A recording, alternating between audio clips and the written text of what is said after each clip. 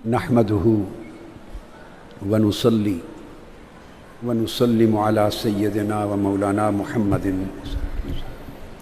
رسولہ النبی الامین المکین الحنین الکریم الرؤوف الرحیم اما بعد فاعوذ باللہ من الشیطان الرجیم بسم اللہ الرحمن الرحیم یا ایہا الذین آمنوا لا ترفعوا اصواتکم فوق صوت النبی ولا تجہروا له بالقول کجہر بعضکم لبعض ان تحبط اعمالکم وانتم لا تشعرون۔ سورہ الحجرات آیت نمبر 2۔ صدق اللہ مولانا العظیم۔ معزز مشائخ اعظام، علماء کرام، عاشقان مصطفیٰ، خدام مجلس میلاد مصطفیٰ، خواتین و حضرات، اللہ رب العزت کا شکر ہے جس کی توفیق سے ہم آج ناسا کولوسیم کے نیو یارک میں عظیم الشان اسٹیڈیم میں جمع ہیں، اور اس کانفرنس کا دوسرا سیشن جو میلاد مصطفیٰ صلی اللہ تعالیٰ علیہ وآلہ وسلم کے اسم پاک سے معنون ہے، منعقد ہو رہا ہے۔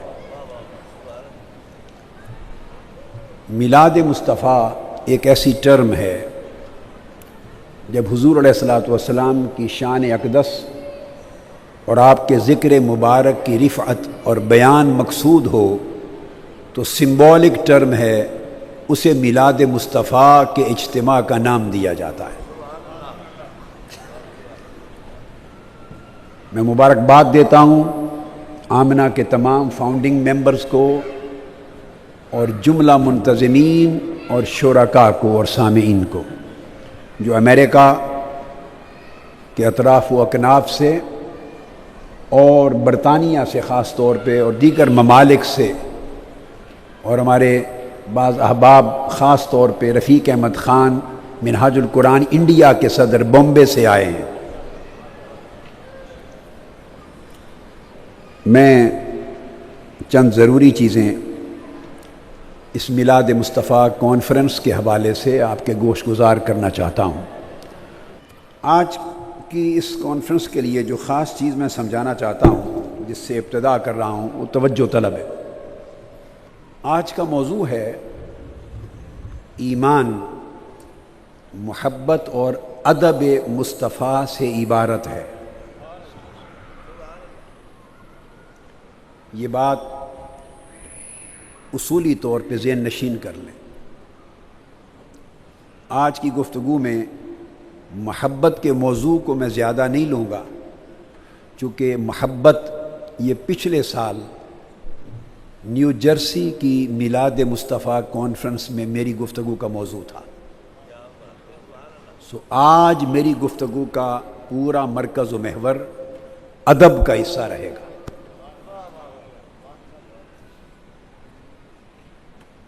ایک بات ذہنی طور پہ ذہن میں رکھ لیں کہ دنیا میں آپ کوئی بھی پودا اگانا چاہیں، کوئی پودا، اس کی پلانٹیشن کرنا چاہیں، تو ہر پودے کی پلانٹیشن کے لیے، اسے اگانے کے لیے اور اس پلانٹ یا فلاور کو نشو و نما دینے کے لیے ایک خاص قسم کی سوئل، زمین درکار ہوتی ہے، اور خاص قسم کا موسم درکار ہوتا ہے، اور خاص قسم کی آب و ہوا درکار ہوتی ہے۔ یہ ایک ایسی بات ہے جسے آج کے زمانے میں بھلا دیا گیا ہے۔ دین، عقیدہ اور ایمان کے باب میں اس مسلمہ حقیقت کو نظر انداز کر دیا گیا۔ بیسک ہے، میں مثال دوں گا تاکہ کانسیپچول کلیئرٹی ہو جائے آپ کو، اور پھر ایمان کی بات آپ سمجھنے میں مشکل محسوس نہیں کریں گے۔ کوئی پودا، اس کا بیج لے لیں یا نرسری سے پلانٹ لے آئیں اور اس کو اصل موسم کے خلاف کسی اور موسم میں بو دیں، اس کو سوئل جو چاہیے فرٹیلائزر اور سوئل نہ ملے، جو موسم، کلائمیٹ، ویدر، آب و ہوا درکار ہے، کچھ انڈور پلانٹس ہوتے ہیں، کچھ آؤٹ ڈور پلانٹس، تو وہ ویدر نہ ملے، بیج بھی وہی ہوگا مگر وہ پودا نہیں ہوگے گا۔ تو پودے کے لیے ریکوائرمنٹس ہوتی ہیں۔ آپ مثلا اس کو ذہن نشین کر لیں کہ اگر کوسموس پلانٹ ہے، کوسموس، اس کو اگانا ہو، پلانٹ کرنا ہو تو اسے ونٹر میں پلانٹ کیا جاتا ہے اور پھر وہ گرمیوں میں بلوم کرتا ہے۔ اگر اسے گرمیوں میں لگا دیں تو مر جائے گا۔ پھول ہیں مختلف اور پودے ہیں، لیلیز، للی کو آپ سپرنگ میں، بہار میں پلانٹ کرتے ہیں، تب یہ پودا اگتا ہے اور پھول آتے ہیں۔ سن فلاور بہار میں لگانا پڑتا ہے، سپرنگ میں۔ لیونڈر، اس کو بہار میں لگاتے ہیں۔ اگر بدل کے کسی اور موسم میں یہ پلانٹ لگا دیں تو مر جائیں گے۔ پھر اسی طرح ایسٹر ایک پودا ہے، اس کو لگانے کے لیے جون سے اگست تک سمر کے موسم میں لگایا جاتا ہے، کسی اور موسم میں لگائیں گے مر جائے گا۔ آئرس ایک پودا ہے، گرمیوں میں لگاتے ہیں، اسی جون سے اگست کے درمیان، کسی اور موسم میں لگائیں گے مر جائے گا۔ گلاب کے پھول ہیں، روزز، ان کو پلانٹ کرنے کے لیے سپٹمبر سے نومبر کا موسم ہے، ستمبر، اکتوبر، نومبر، یہ معتدل موسم، اس میں لگائیں گے تو گلاب کے پھول آئیں گے، کسی اور موسم میں لگائیں گے مر جائے گا۔ اس طرح ڈیفوڈلز ہیں، اسی طرح ٹیولپس ہیں۔ یہ میرا گرینڈ سن ہے، پوتا، شیخ احمد مصطفیٰ العربی، اس کو میں کہتا ہوں روز، ڈیفوڈل اور ٹیولپ، اس کے نام رکھے ہوئے ہیں میں نے۔ تو یہ ہنس رہا ہے سن کر کہ میرے نام لے رہے ہیں ابو جی۔ تو ڈیفوڈلز، ٹیولپس، جیسمین، کیمیلا، یہ سارے پھول شرط ہے کہ ستمبر، اکتوبر اور نومبر میں پلانٹ کریں۔ اگر آپ نے کسی اور مہینے میں لگائے تو نہ پھول آئیں گے نہ پودے زندہ رہیں گے۔ اسی طرح جب پھل اگتے ہیں تو ان کے پھلوں کے آنے کا بھی موسم ہے۔ بے موسم تو پھل صرف حضرت مریم کے لیے آئے تھے، ویسے کسی کے لیے نہیں آتے۔ انجیر ہیں، فگز، آم، سٹرابری، پاپایا، امرود، ایپریکاٹس، یہ سارے پھل ہیں جو گرمیوں میں آتے ہیں، سمر میں، سردی میں نہیں آتے۔ اور جو پھل سردیوں میں آتے ہیں وہ کیوی، پیئرز، اورنجز، پوم گرینیٹ، انار وغیرہ۔ پھر کچھ پھل ہیں جو بہار میں آتے ہیں، لیچی، ایووکیڈو۔ اسی طرح کچھ اور پھل ہیں جو خاص سوئل میں اگتے ہیں اور دنیا کی کسی اور سوئل میں نہیں اگتے۔ مینگوسٹین کا پھل امریکہ، یورپ، انگلینڈ میں نہیں آتا۔ ریمبوٹان، بہت لذیذ پھل ہیں، دونوں امریکہ، یورپ، آسٹریلیا، دنیا میں کہیں نہیں اگتے۔ ان کا ٹراپیکل ویدر اور ٹراپیکل سوئل ہے، یہ صرف تھائی لینڈ میں اور تبت میں، اور یہ جو بیلٹ ہے سنگاپور، ملائیشیا، اس بیلٹ میں یہ پھل آتے ہیں۔ خاص موسم چلے جاتے ہیں، پھر سال کے بقایا 11 مہینوں میں نہیں آتے۔ اب یہ مثالیں میں نے آپ کو اس تصور کے سمجھانے کے لیے دیں کہ اگر آپ سمجھیں کہ ہمارے پاس اعلیٰ قسم کے بیج ہیں مگر انہیں غلط سوئل میں لگا دیں تو پودا نہیں ہوگے گا۔ اعلیٰ قسم کا پودا ہے، اس کو ریکوائرڈ آب و ہوا میسر نہ ہو، وہ پودا نہیں ہوگے گا، پھل پھول نہیں لائے گا۔ نظام قدرت ہر شے کے لیے ایک ہے.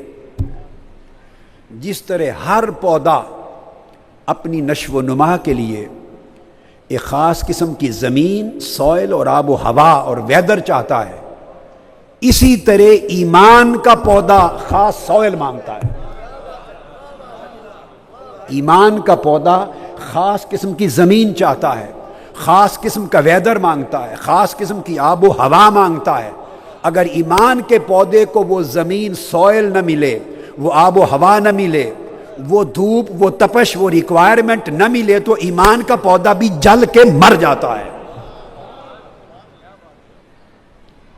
اصطلاح میں تعریف کرتے ہوئے ٹھیک ہے، کہتے ہیں کہ تصدیقم بالقلب و اقرارم باللسان، کہ دل سے تصدیق کرنا، زبان سے اقرار کرنا، اس سے ایمان ثابت ہو جاتا ہے. اس تعریف کے مطابق کل گیا تو ایمان کا بیج مل گیا آپ کو، ایمان کا بیج آپ کے ہاتھ میں آ گیا. لیکن دوستان محترم، خالی بیج ہاتھ میں لیے پھریں اور غلط زمین میں بو دیں یا غلط موسم میں بو دیں تو بیج کیا کرے گا؟ بیج بھی مر جائے گا، پودا بھی مر جائے گا. تصدیق بھی کر لی توحید و رسالت کی دل سے، اقرار بھی کر لیا، ایمان کا بیج آپ کے دل میں آ گیا، بو گیا، مگر اب اس کی نشو و نما کے لیے اسے خاص سوئل چاہیے اور اسے خاص آب و ہوا چاہیے. رب ذوالجلال کی عزت کی قسم، میں نے اپنی زندگی کے 50 برس دین کے طالب علم کے طور پہ صرف کیے.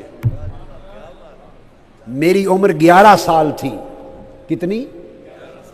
جب میں نے اپنے والد گرامی رحمۃ اللہ علیہ سے دینی کتب اور عربی کتب پڑھنی شروع کی، 11 سال کی عمر میں. اس کے بعد مدینہ طیبہ گیا. آج 61 برس ہے.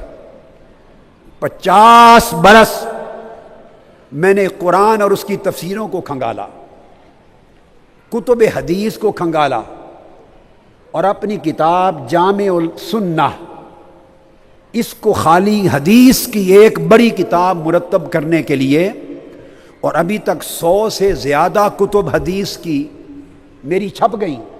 ان کے کام کے لیے اگر اور کچھ نہیں تو 3 سے 4 لاکھ احادیث نظر سے گزار چکا ہوں. 3 سے 4 لاکھ احادیث، ہزارہا لاکھوں کتب کے ساتھ 50 برس کا نچوڑ زندگی کے مطالعہ و محنت کا اور جگرتوں کا بتا رہا ہوں کہ ایمان کا بیج اور ایمان کا پودا اپنی نشو و نما کے لیے 2 چیزیں مانگتا ہے. اولاً ایک محبت مصطفیٰ، ایک ادب مصطفیٰ.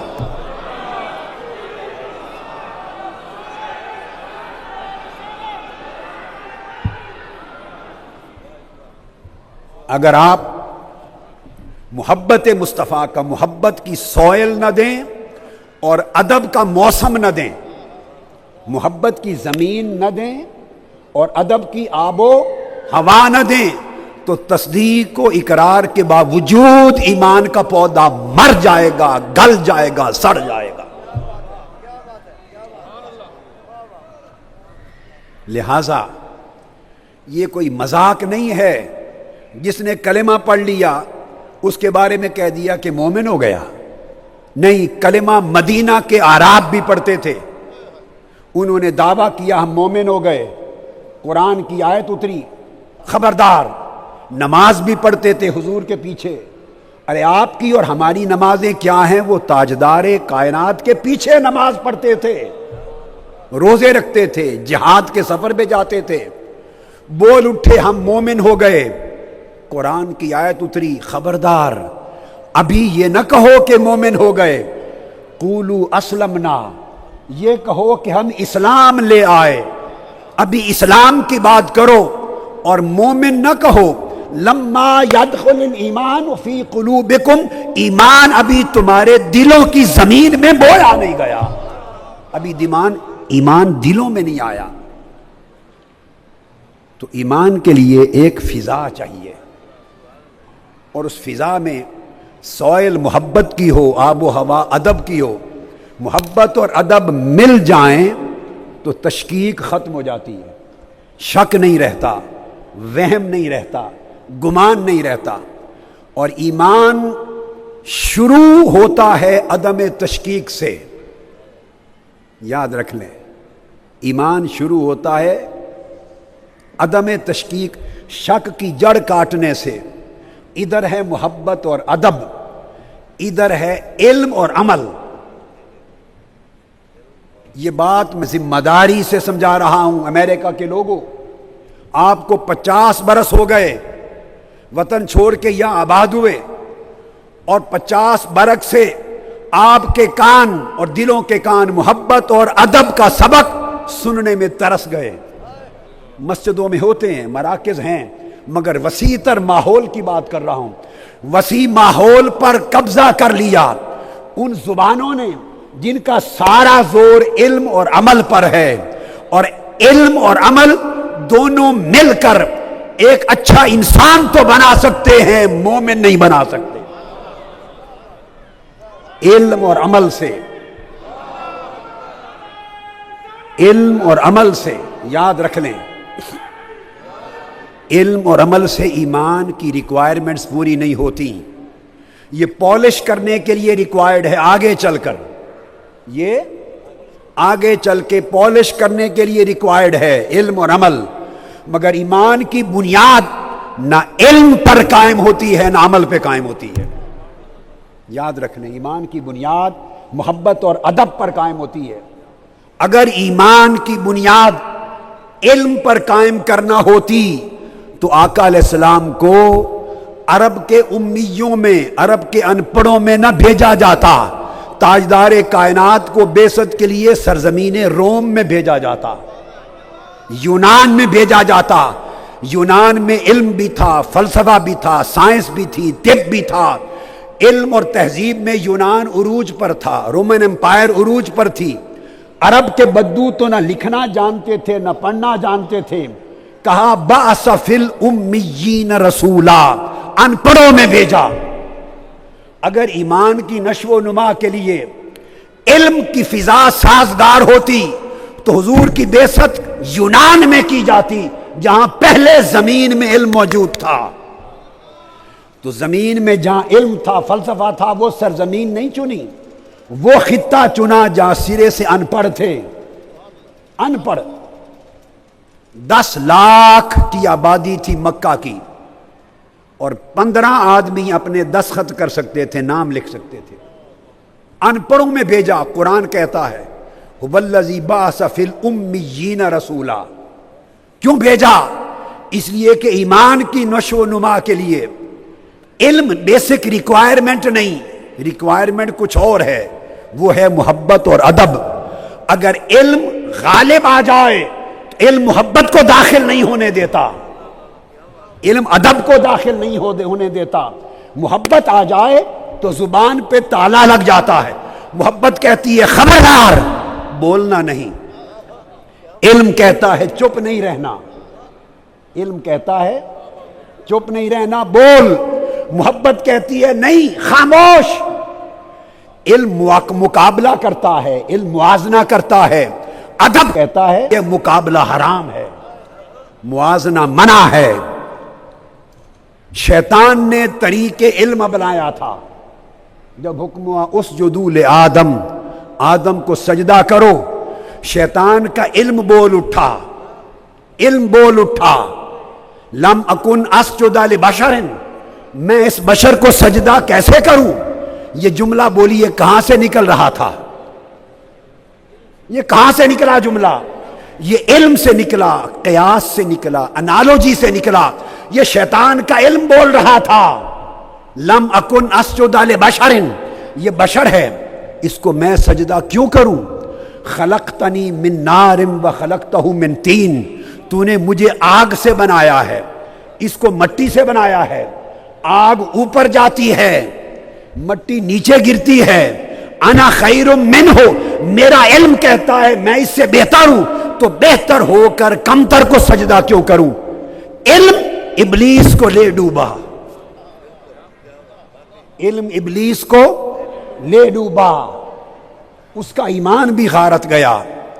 अब ये सारा मुशाहदा जो इब्लीस का था वो फरिश्तों के पास भी था। وہ مشاہدہ فرشتوں کے پاس وہ بھی دیکھ رہے تھے اور اللہ کو سن رہے تھے. انی خالقم بشرم من صلصال من حمأ مسنون، میں نے بشر بنایا ہے مٹی سے. اللہ پاک کا کلام سن چکے تھے، تشکیل آدم کو دیکھ چکے تھے. وہی کچھ ابلیس نے دیکھا تھا، وہی کچھ ملائکہ نے دیکھا تھا، اور ابلیس کا علم بول اٹھا کہ سجدہ نہیں کرتا. ملائکہ نے سوال بھی کیا کہ باری تعالیٰ کیسے خلیفہ بنایا ہے ایسے شخص کو؟ تو پتہ چلا علم ادھر بھی تھا، علم ادھر بھی تھا، مگر ابلیس نے فیصلہ علم سے کرنا چاہا. خدا نے مردود بنا کے نکال دیا، شیطان کر دیا. اور جب فرشتوں کی باری آئی، ان کے سوال کے جواب میں رب نے فرمایا انی اعلم ما لا تعلمون. چپ کرو، اور باتیں بھی ہیں میں جانتا ہوں تم نہیں جانتے. آدم کو خلافت دینے کے اور سبب بھی ہیں، میں جانتا ہوں، بولیے تم نہیں جانتے. اب میں ایک سوال کرتا ہوں، اللہ کا جواب ہے قرآن میں جانتا ہوں تم نہیں جانتے. دو آدمی بٹھا دیں، ایک پیکر علم، ایک پیکر محبت، ایک نیرا عاشق محبت والا، ایک نیرا عالم علم والا، اور یہ جواب دونوں کو دے میں جانتا ہوں تم نہیں جانتے. بولے کون مانے گا؟ جواب دے کون مانے گا؟ علم والا مانے گا یہ جواب کہ میں جانتا ہوں تم نہیں جانتے؟ نہیں، وہ تو مقابلے پر آئے گا، میں کیوں نہیں جانتا. وہ کہے گا میں کیوں نہیں جانتا. علم ٹکرائے گا، اور جو محبت والا محبوب کا جملہ سن کے میں جانتا ہوں تم نہیں جانتا، وہ سر جھکائے گا. شیطان اکڑ گیا، فرشتے گر گئے، وہ لعین ہو گیا، فرشتے مقرب ہو گئے.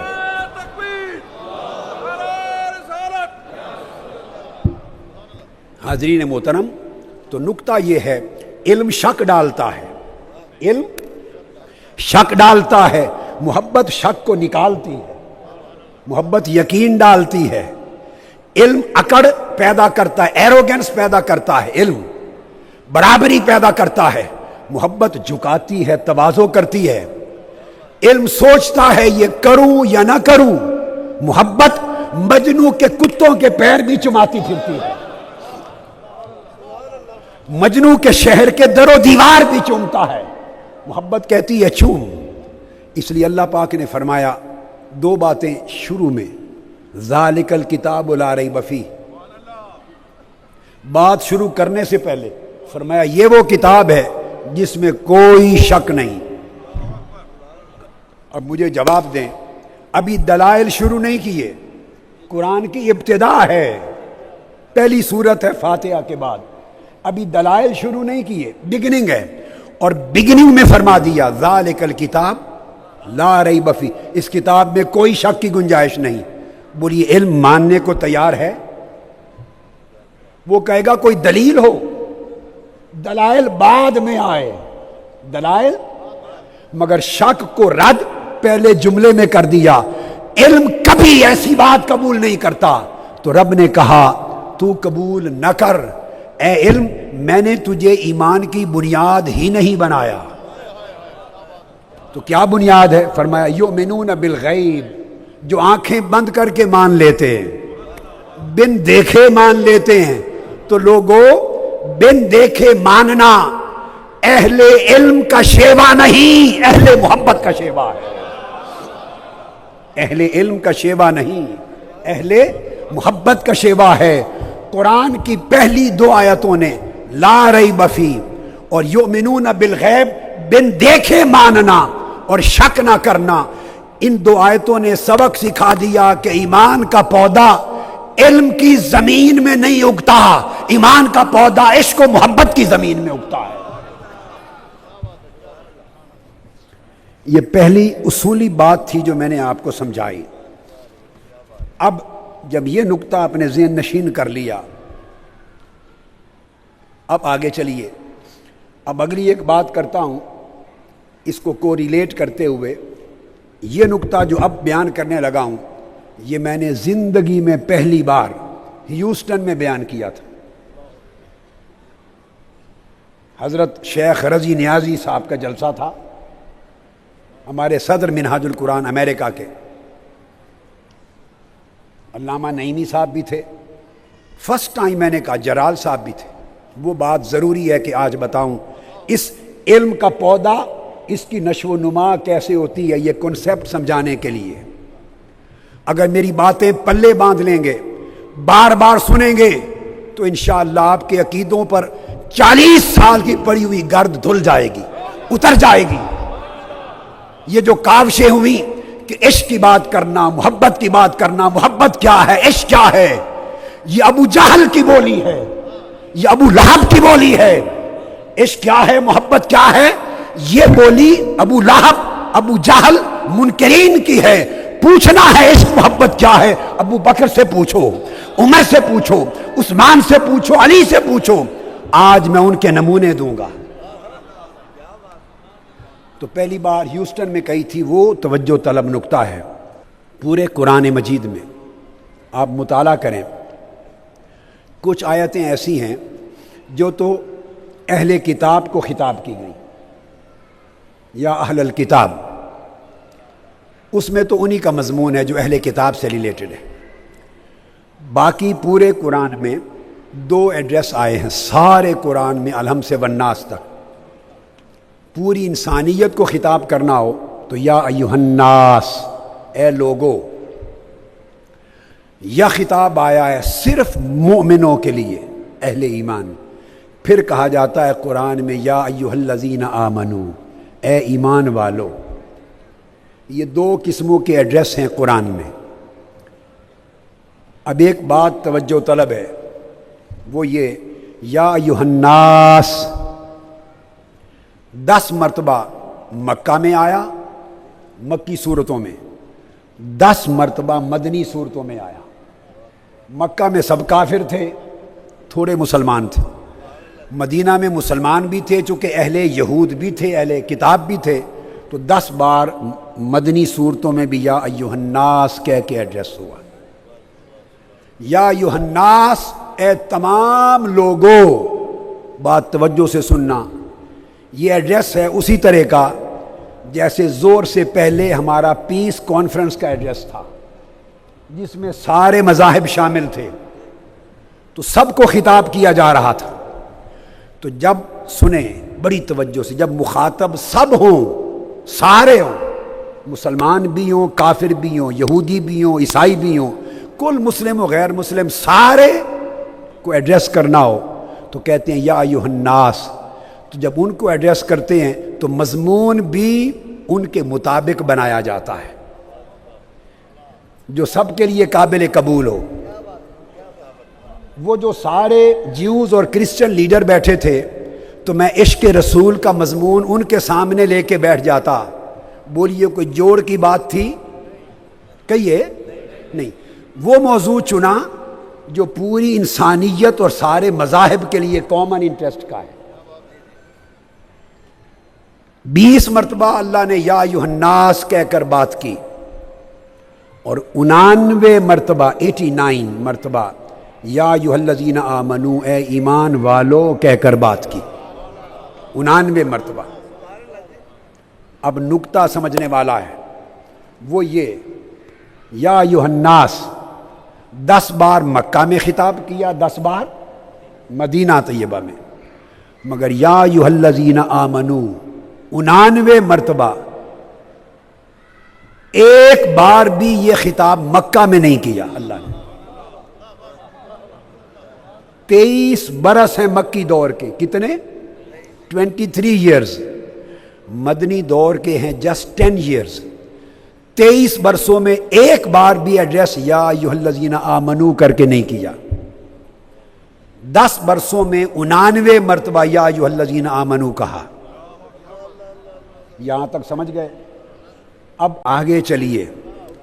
جب اللہ پاک نے قرآن میں یا ایھا الناس، اے سارے لوگوں، اے مسلم و غیر مسلم سب لوگوں، اپنے اور پرائے سارے لوگوں، میرا جملہ سنیں، اے اپنے اور پرائے سب لوگوں، جب قرآن میں اللہ نے یہ ایڈریس کیا تو معلوم ہے اس ایڈریس میں مضمون کیا رکھا. قرآن میں مضمون اکثر و بیشتر توحید رکھا، رد شرک رکھا. میں خلاصہ دے رہا ہوں پوری قرآنی آیات کا پڑھ کر، ایک ایک آیت کا نچوڑ.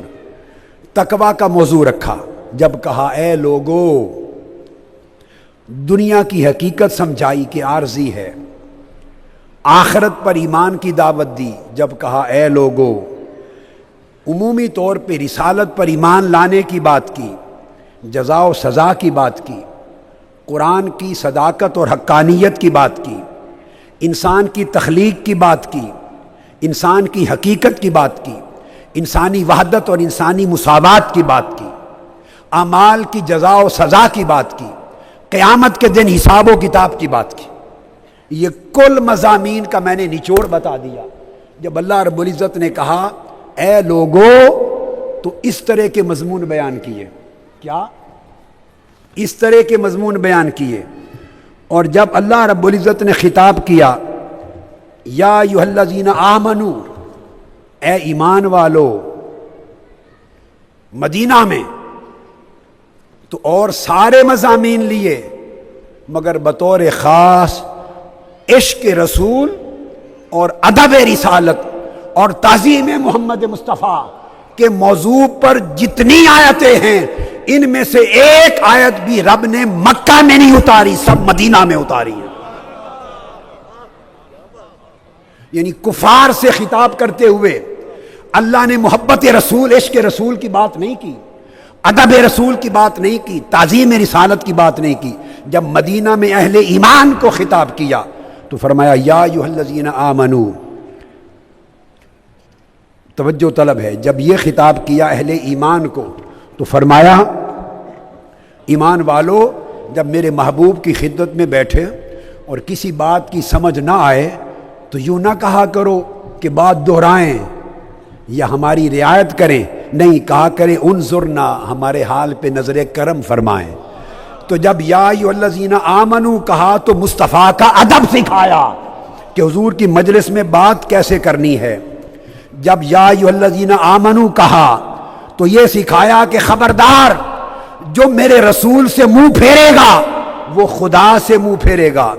جب یا ایھا الذین آمنو کہا تو ان کو کہا کہ خبردار ایمان والو، جب میرے مصطفیٰ کے گھر میں داخل ہو جاؤ، بلائے بغیر میرے محبوب کے گھر نہ جایا کرو، ان کی پرائیویسی میں دخل نہ دیا کرو، اور جب بلائیں تب جاؤ، غیر ناظرین اناہ، اذا دعیتم فادخلوا، بلائیں تو جایا کرو، فاذا طعمتم فانتشروا، جب کھانا کھا چکو تو باتوں میں نہ بیٹھے رہا کرو، فوری گھروں کو چلے جایا کرو.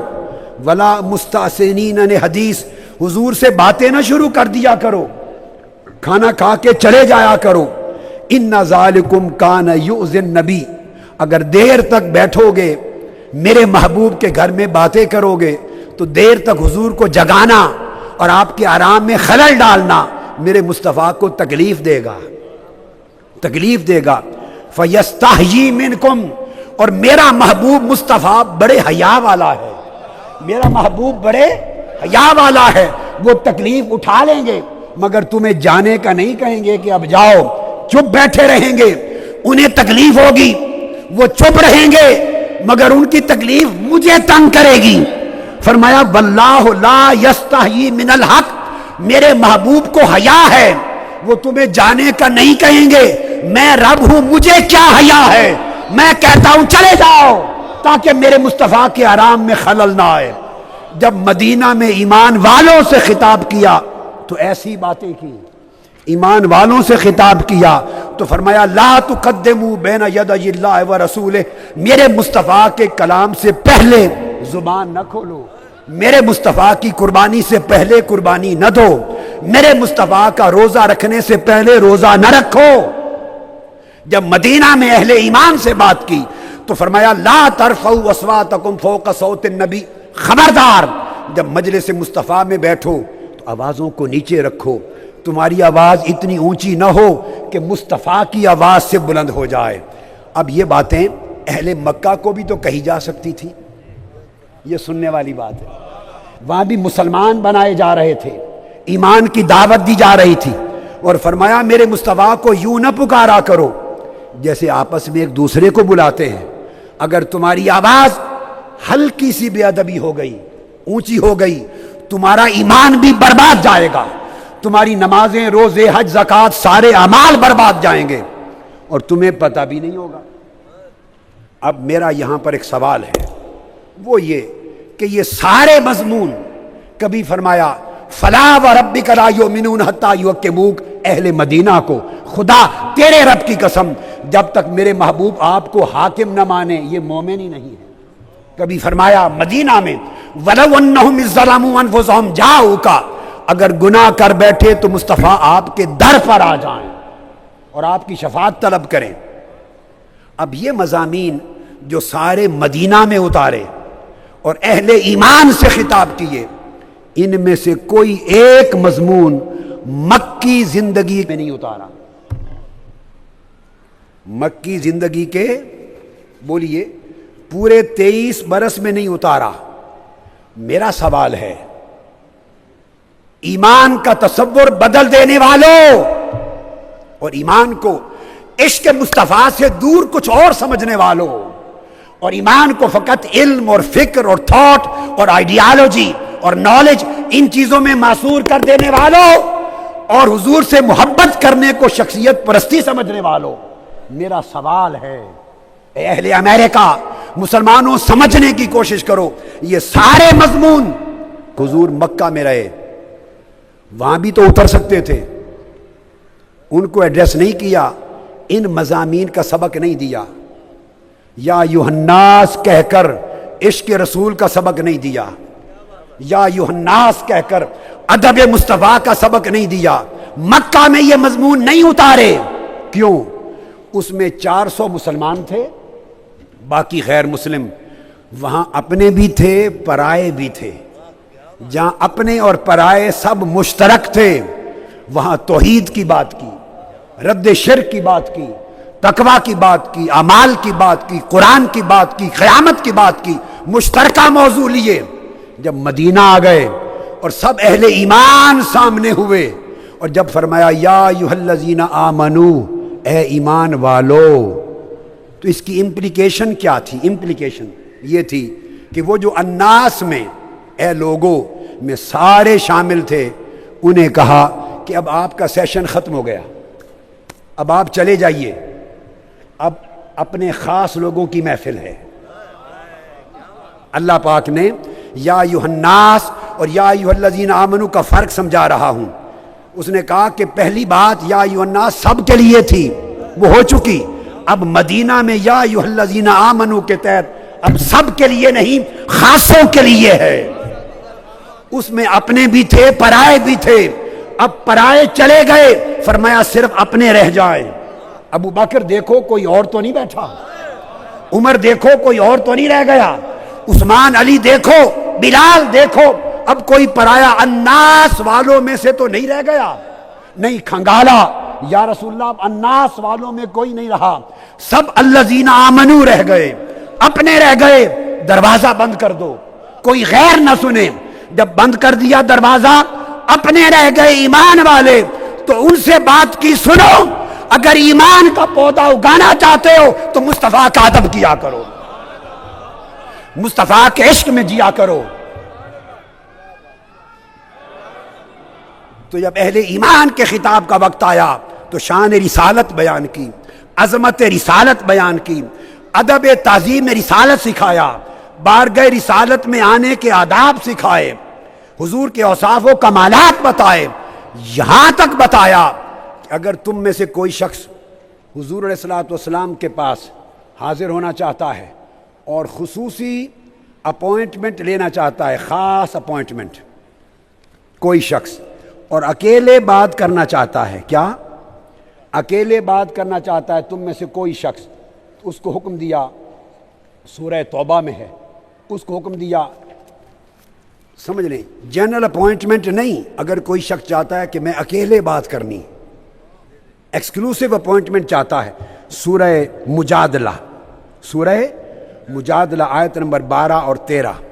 تو اللہ پاک نے آداب سکھائے. فرمایا یا ایھا الذین آمنو، اے ایمان والو. یا ایھا الناس نہیں کہا اس لیے کہ یہ بات پتہ نہیں الناس کو سمجھ میں آئے یا نہ آئے. ہر بات ہر ایک کی سمجھ میں آنے والی نہیں ہوتی، ہر بات پرایوں سے نہیں کی جاتی، کچھ باتیں صرف اپنوں سے کی جاتی ہیں. الذین آمنو صرف اپنے ہیں، الناس میں سارے. فرمایا ایمان والو، اگر تم کوئی خاص ایکسکلوسیو اپوائنٹمنٹ لو اور حضور علیہ السلام سے تنہائی میں مل کے بات کرنا چاہو، اذا ناجیتم الرسول، جب تنہائی میں حضور سے کوئی اکیلے بات کرنا چاہو تو ادب سنو، ایسے منہ اٹھا کے نہ چلے جایا کرو. فقدموا بین یدی نجواکم صدقہ، حضور کے چیمبر میں، آقا کی بارگاہ میں جانے سے پہلے باہر پیسے لے کر یتیموں، بیوگان، مسکینوں، غریبوں میں صدقہ کرو. پہلے صدقہ کرو. کیوں کہ مصطفیٰ کی بارگاہ میں جا رہے ہو. اور خیرات کرو غریبوں مسکینوں پر، چونکہ حضور کا دل خوش ہوتا ہے. خیرات کر کے ذالک خیر لکم واطہر، یہ تمہارے ایمان کے لیے بہتر اور دل کے لیے بڑا پاکیزہ ہے. خیرات کر کے اندر جاؤ اور پھر تنہائی میں حضور سے بات کرو، چونکہ صدقہ خیرات کے نتیجے میں اللہ تمہیں دل کی پاکیزگی دے دے گا، اور جب دل پاکیزہ ہوگا تب تنہائی میں مصطفیٰ کے پاس بیٹھنے کے قابل بن جاؤ گے. اب سوال یہ ہے، یہ ساری تعلیم اللہ رب العزت نے اہل مدینہ کو، اہل ایمان کو دی، اہل مکہ کو کیوں نہیں دی یا ایھا الناس کہہ کر؟ تو پتہ چلا کہ اللہ پاک نے تبلیغ کا ایک قاعدہ بنا دیا قرآن کے ذریعے. قرآن کے ذریعے تبلیغ کا ایک اصول بنا دیا، اور وہ یہ کہ اہل مکہ میں مخاطب اکثر مشرکین تھے، کفار تھے. جب انہیں خطاب کیا تو زور توحید پر دیا، جب کفار کو خطاب کیا تو زور توحید پر دیا، زور رد شرک پر دیا، زور قیامت پر دیا، زور انسان کی حقیقت سمجھانے پر دیا. اور جب صرف اپنے اہل ایمان آ گئے، جب ان سے خطاب کیا تو زور ادب مصطفیٰ پر دیا. تو اللہ رب العزت نے قرآن میں تبلیغ کا اصول بنا دیا قیامت تک کہ مسلمان لوگوں، ارے عالموں، مبلغوں، سپیکرز، اسکالرز، اوریٹرز، ٹیچرز، قرآن کا اصول تبلیغ یہ ہے اور خدا کا اصول تبلیغ یہ ہے کہ جب تم خطاب کرو اور تمہارے مخاطب سارے لوگ ہوں، غیر مسلم مخاطب ہوں، تو زور توحید پر دو، زور رد شرک پر دو، زور قیامت پر دو، زور ہیومینٹی پر دو، ہیومنزم پر دو، ان باتوں پر زور دو جو مشترک ہیں. اور جب خطاب کرو اور تمہارے مخاطب مسلمان ہو تو ان کے سامنے رد شرک کی رٹ لگانے کی ضرورت نہیں. جب مسلمانوں کو خطاب کرو تو عشق مصطفیٰ کی موضوع پر زور دو، ادب مصطفیٰ پر زور دو، محبت مصطفیٰ پر زور دو، شان مصطفیٰ پر زور دو. اس لیے اللہ نے شان مصطفیٰ صرف اہل ایمان کا موضوع بنا دیا اور رد شرک سارے انسانوں کا موضوع بنا دیا. لہذا لوگوں، میں نے آج آپ کو کرائیٹیرین دے دیا، ایک ترازو دے دیا کہ آج بھی اگر کسی خطیب کو دیکھو، کسی اسکالر کو دیکھو، کسی مبلغ کو دیکھو اور وہ سامنے سب مسلمان بیٹھے ہوں، سب مسلمان بیٹھے ہوں اور مسلمانوں کو خطاب کرتے ہوئے تقریر ساری توحید پہ کر رہا ہو اور شرک پر کر رہا ہو اور قیامت پر کر رہا ہو اور پاسنگ ریفرنس حدیث کے طور پہ کبھی حضور کا ذکر کرے، جو مسلمانوں کو خطاب کرتے ہوئے زور صرف توحید اور رد شرک جیسے موضوعات پر دے، سمجھ لو کہ یہ خدا کے راستے سے ہٹا ہوا بندہ ہے، یہ قرآن کا راستہ چھوڑا ہوا ہے، یہ بھولا بھٹکا ہے. اور جس کو سنو کہ جب مسلمان سامنے ہوں تو زور توحید بھی بیان کرے، انسانیت بھی بیان کرے، قیامت بھی کرے، مگر جب مسلمان ہوں تو سارا زور محبت مصطفیٰ پر دے، ادب مصطفیٰ پر دے، شان مصطفیٰ پر دے، تو سمجھو یہ قرآن کے مطابق تبلیغ کر رہا ہے.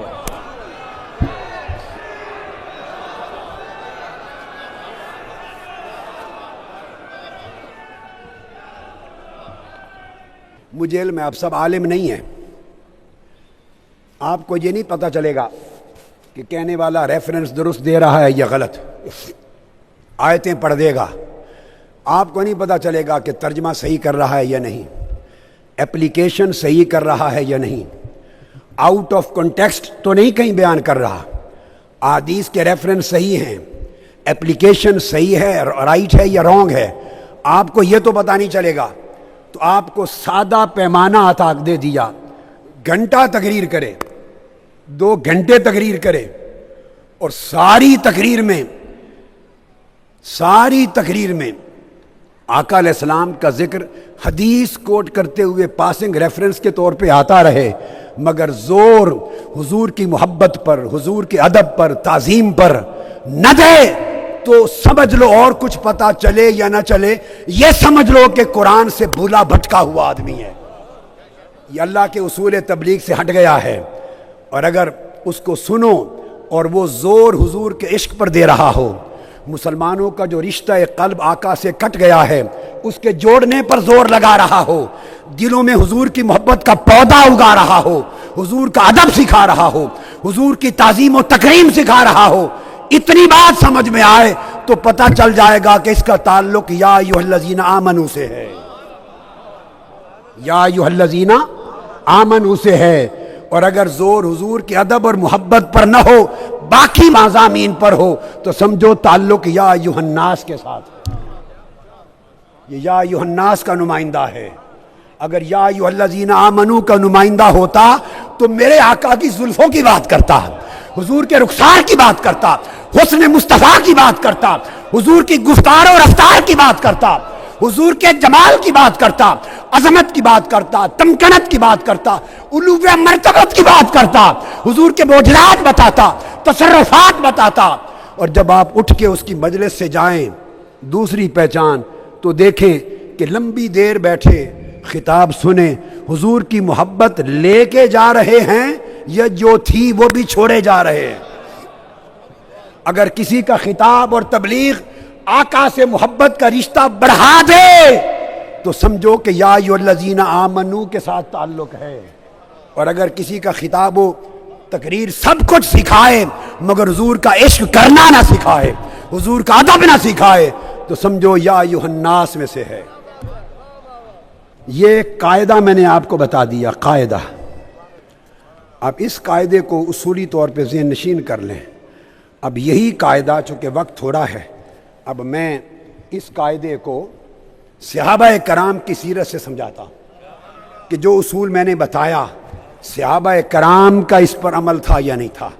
صحابہ کرام سے بہتر عقیدہ دنیا میں کسی مسلمان کا نہیں ہے، وہ امریکن مسلمان کہلائے، وہ کینیڈین مسلمان ہو، برٹش یورپین مسلمان ہو، وہ میکن مسلمان ہو، مدینہ کا رہنے والا، سعودی عرب کا، پاکستان کا، ہند کا، صحابہ سے بہتر کسی کا عقیدہ نہیں۔ معیار اور پیمانہ صحابہ کرام کا عقیدہ ہے اور ان کا طریقہ ہے۔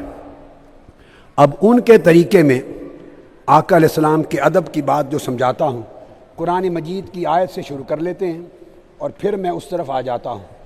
قرآن مجید نے فرمایا، جو آیت میں نے تلاوت کی، ارشاد فرمایا، ایمان والو اپنی آواز حضور علیہ السلام کی آواز سے اونچا نہ کرو، اور حضور کو جیسے آپس میں ایک دوسرے کو بلاتے ہو، حضور کو اپنے جیسا نہ سمجھا کرو، ایسے سملیرٹی اس طرح نہ بلاؤ۔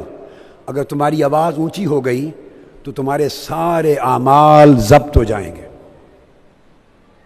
ایمان بھی گوارا نہیں رہے، ختم ہو جائے گا۔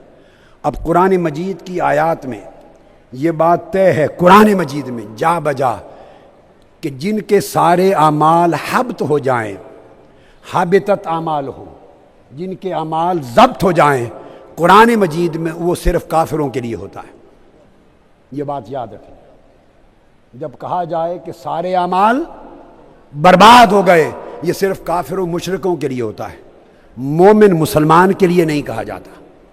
قرآن نے کہا، اس پر قرآن مجید کی آیتیں ہیں، میں تفصیل میں نہیں جا رہا ہوں۔ اب قرآن مجید نے کہا اگر تم نے اپنی آواز بے ادبی کر دی اور تھوڑی سی بھی حضور کی آواز سے اونچی کر دی تو تمہارے سارے اعمال برباد ہو جائیں گے۔ اب یہ بات سمجھنے والی، ایک مرتبہ اگر کسی شخص نے حضور کی مجلس میں بے ادبی اور گستاخی سے آواز اونچی کر دی تو بے ادبی اور گستاخی کی ایک مرتبہ، just one time, once in a time, Quran نے کہا ان تحبط اعمالکم، تمہاری ساری زندگی کے سارے اعمال برباد۔ گستاخی کا عمل ایک، بے ادبی کا عمل ایک۔ بھئی ممکن ہے اس نے 50 حج کیے تھے، 100 عمرے کیے تھے، 50 حج بھی برباد، 100 عمرے بھی برباد، عمر بھر کی زکوٰۃ بھی برباد، صدقات بھی برباد، خیرات بھی گئے، نوافل بھی گئے، نمازیں بھی گئے، تبلیغ بھی گئی، جو اعمال عمر بھر کیے تھے لاکھوں کی تعداد میں، وہ سارے برباد ہو کے اکاؤنٹ نل ہو گیا، نل۔ کس وجہ سے؟ یہ سمجھنے والی بات ہے، صرف ایک مرتبہ کی گستاخی اور بے ادبی کی، بے ادبی سے آواز اونچی کر دی۔ تو اب میں موازنہ کروانا چاہتا ہوں، آپ کو کمپیریزن سمجھانا چاہتا ہوں کہ ایک طرف اعمال ہیں، عبادات ہیں، نمازیں، روزے، حج، زکوٰۃ، خیرات، صدقات، تبلیغات، مساجد، حلقات، سارے اعمال ہیں زندگی کے ایک طرف صرف ایک دن کی، ایک لمحے کی گستاخی اور بے ادبی ہے رسول پاک صلی اللہ علیہ وسلم کی، اس کے نتیجے میں زندگی کے سارے اعمال برباد گئے۔ تو بولی اللہ پاک نے وزن کس شے کا زیادہ بنایا؟ ادب کا وزن زیادہ کیا یا اعمال کا وزن زیادہ کیا؟ اب قرآن اللہ کا فیصلہ لے لیجئے، بھئی اگر اعمال کا وزن زیادہ ہوتا ادب سے، آج یہ تصور دیا جاتا ہے کہ کیا ہے ادب، اصل ساری بات اعمال ہے، یاد رکھ لو اعمال نہیں ہوں گے تو دوزخ میں لے جائیں گے، مگر بالآخر دوزخ سے نکل کے جنت میں جاؤ گے، اور اگر ادب نہ رہا، محبت نہ رہا تو دوزخ میں جاؤ گے، پھر کبھی نکالے نہیں جاؤ گے۔ اتنا فرق ہے۔ تو ایک لمحے کی بے ادبی عمر کے سارے اعمال برباد کرتی ہے۔ تو پتہ چلا کہ قرآن کے نزدیک ایمان کی تعریف یہ ہے کہ ادب کا مقام پہاڑ جتنا ہے، اور اس کے مقابلے میں سارے اعمال اگر بے ادبی ہو جائے تو ایک رائی تنکے کے برابر بھی نہیں رہتے۔ تو اعمال کا کوئی مقابلہ ادب کے ساتھ نہیں، اسی طرح اعمال کا کوئی مقابلہ محبت کے ساتھ نہیں۔ اب جب یہ قاعدہ آپ نے سن لیا، اب آئیے کہ صحابہ کرام کا طریقہ کیا تھا۔ صحابہ کرام کا طریقہ یہ تھا، اس آیت کریمہ پر بڑی ایمان افروز بات ہے، جب یہ آیت اتری، اس کے شان نزول کو کوٹ کر رہا ہوں صحیح بخاری سے۔ صحیح بخاری میں حدیث پاک ہے، حضرت انس بن مالک رضی اللہ تعالیٰ عنہ روایت کرتے ہیں۔ اب اس آیت کا جو ادب کا معیار ہے، جو ایمان، میں نے کہا کہ ایمان کی آب و ہوا اور سوئل ادب ہے اور محبت۔ صحیح بخاری میں ہے، انس بن مالک نے کہا کہ جب یہ آیت اتری کہ لوگوں اپنی آواز حضور علیہ السلام کی مجلس میں حضور کی آواز سے اونچا نہ کیا کرو ورنہ سب اعمال اور ایمان برباد ہو جائے گا۔ ایک صحابی تھے، ان کی آواز فطری طور پہ اونچی تھی، گلا بعض لوگوں کا ہوتا ہے نا، اس میں بڑا اونچا ہوتا ہے، بڑی اونچی بات کرتے تھے حضور کی مجلس میں، تو بغیر انٹینشن کے خود آواز اونچی ہو جاتی تھی۔ جب انہوں نے یہ آیت سنی، انہوں نے گھر کا دروازہ بند کر لیا، کھانا پینا چھوڑ دیا، اور زاروں قطار روتے رہے، رونے لگ گئے۔ 3 دن گزر گئے گھر میں کمرے میں بند ہو کر روتے ہوئے۔ یہ صحابہ کرام کا اب طرز عمل، ان کا تصور ایمان اور ان کا معیار ادب سمجھا رہا ہوں اب میں حدیث سے صحابہ کرام کا۔ 3 دن گزر گئے، آقا علیہ السلام نے نہیں دیکھا اس صحابی کو، تو پھر آپ نے فرمایا بھئی خبر لو، آج 3 دن ہو گئے، اس کو کیا بنا؟ 3 دن سے وہ آیا نہیں ہے ہمارے پاس۔ ایک صحابی گئے، خبر لے کے آئے، عرض کیا یا رسول اللہ صلی اللہ علیہ وسلم، خبر یہ ہے کہ وہ 3 دن سے گھر کا دروازہ بند کر کے زاروں قطار رو رہا ہے، کھانا پینا ملاقات بھی بند ہے۔ میں نے جا کے پوچھا کیوں رو رہے ہو؟ اس نے کہا فقد حبط عملہ وہو من اہل النار۔ میں صحیح بخاری کی حدیث سنائی، کتاب المناقب، اور بخاری شریف کا حدیث نمبر ہے 3417، 3417 حدیث نمبر صحیح بخاری کا۔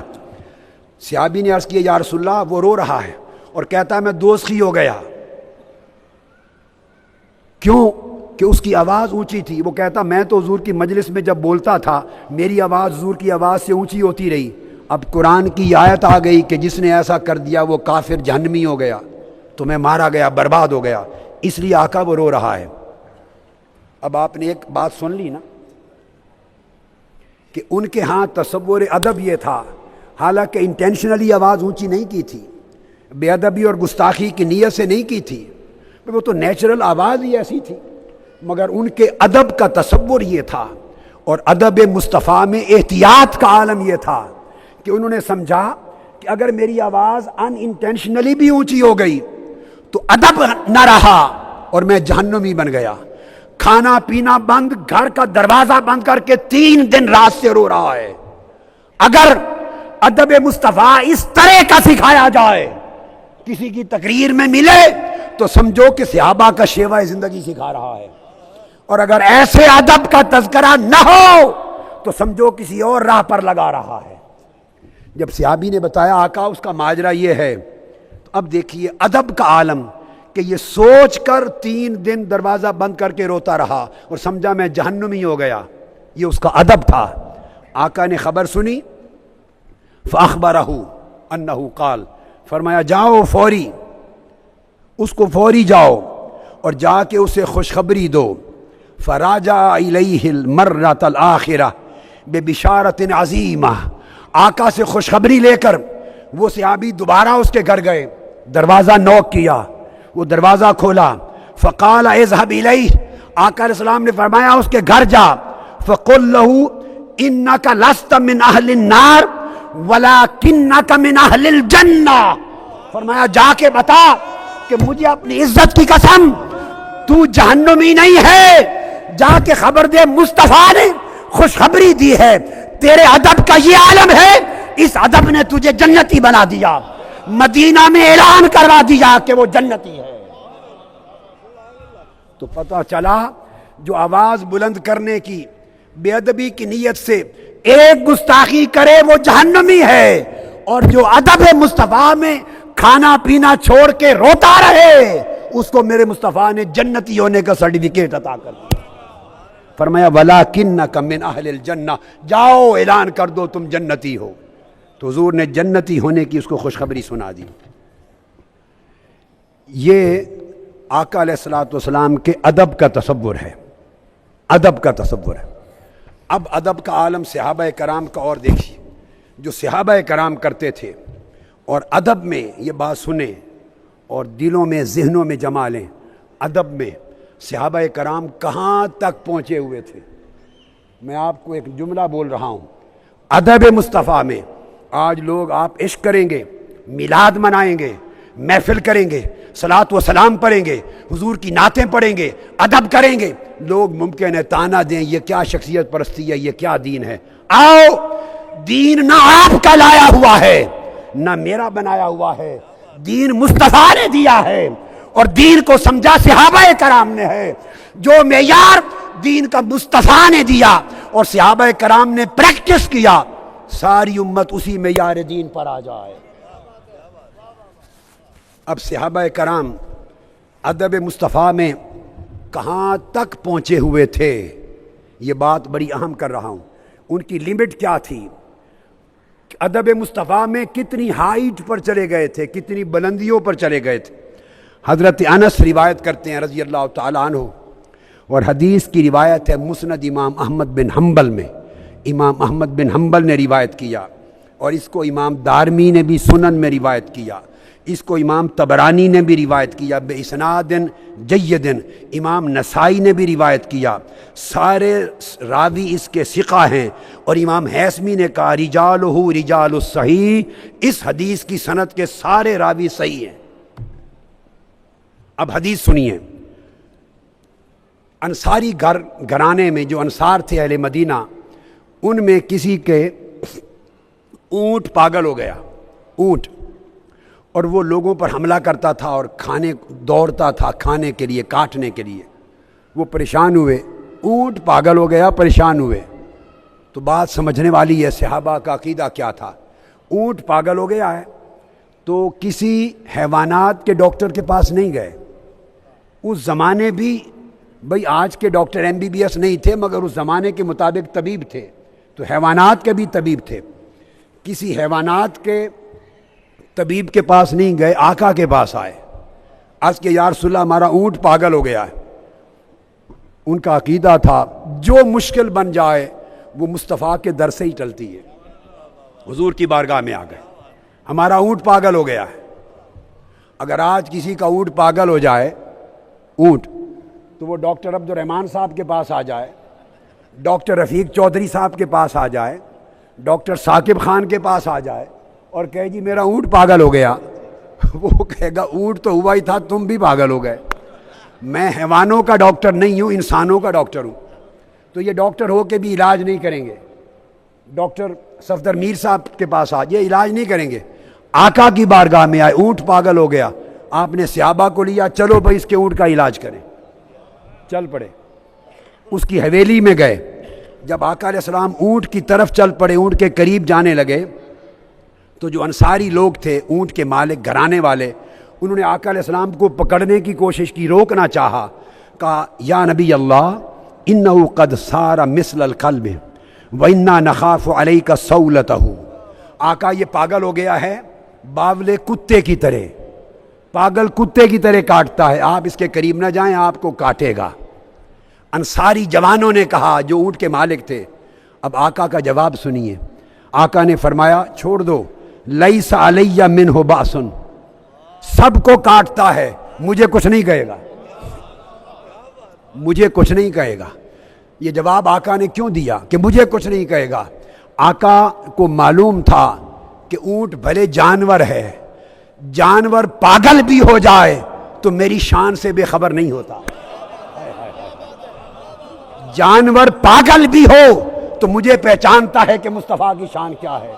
ارے نادان، جانور اس زمانے کا جانور اونٹ پاگل ہو کر بھی شان مصطفیٰ کو پہچانتا تھا، تو عقل مند انسان ہو کر مصطفیٰ کی شان نہ پہچانے تو تجھ سے تو اس دور کے جانور اچھے تھے۔ فرمایا لیس علی منہ باس، مجھے کچھ نہیں کہے گا، مت گھبراؤ۔ انصاری بیٹھ گئے، آقا آگے بڑھ گئے، اونٹ کے پاس گئے۔ حدیث کے لفظ ہیں فلما نظر الجمل الی رسول اللہ صلی اللہ علیہ وسلم، جب اونٹ کی نظر پڑی، اونٹ کی آقا علیہ الصلوۃ والسلام پر نظر پڑی، اقبل نحوہ وخر ساجدا بین یدیہ، وہ حضور کی طرف دوڑ پڑا اور دونوں ٹانگیں نیچے کر کے حضور کے قدموں پر آ کے سجدہ ریز ہو گیا، اونٹ سجدہ کرنے لگ گیا میرے آقا کو۔ آقا علیہ السلام نے کیا کیا؟ جب وہ سجدہ کر چکا، فاخذ رسول اللہ صلی اللہ علیہ وسلم بناصیتہ اذل ما كانت قط حتى ادخله في العمل، آقا نے اس اونٹ کے ماتھے پر جو بال تھے، سر پر، ان بالوں کے گچھے کو پکڑا اور کھینچ کر کہا، اونٹ کو فرمایا جاؤ کام کیا کرو۔ بس اسی وقت اونٹ ٹھیک ہو گیا اور انصاریوں کا کام کرنے لگ گیا۔ میرے آقا نے دم نہیں کیا، دعا نہیں کی، اس کے سر کو پکڑ کے کہا، حکم دیا جاؤ کام کیا کرو۔ پتہ چلا تاجدار کائنات کا حکم کائنات کی ہر شے پر جاری ہے۔ پاگل اونٹ کو بھی حکم دے دیں تو وہ بھی تعمیل کرتا ہے میرے آقا۔ جب اونٹ کو سجدہ کرتے ہوئے صحابہ نے دیکھا تو صحابہ کرام بول اٹھے، قالوا یا رسول اللہ صلی اللہ علیہ وآلہ وسلم ھذہ بہیمۃ لا تعقل تسجد لک ونحن نعقل فنحن حق ان نسجد لک۔ یا رسول اللہ یہ اونٹ ہے، جانور ہے، اسے عقل بھی نہیں، جانور ہو کے آپ کو سجدہ کرتا ہے، ہم عقل مند انسان ہیں، آقا ہمیں اجازت دی جائے کہ آپ کو سجدہ کیا کریں، آپ کے ادب میں سجدہ کیا کریں۔ یہ صحابہ نے درخواست کی۔